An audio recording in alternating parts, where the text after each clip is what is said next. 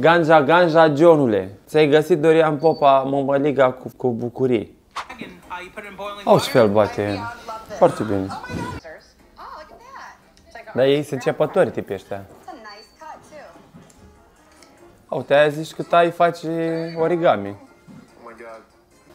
Are simțul umorului, cântă. Păcat că nu mănâncă lumea ce cântă.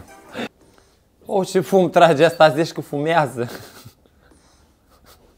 Asta e o mămăligă care fumează Maria. Deci asta e clar.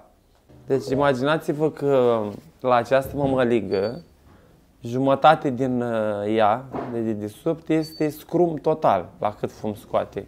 E furnalul 3 de la combinatul din Galați. Face paste.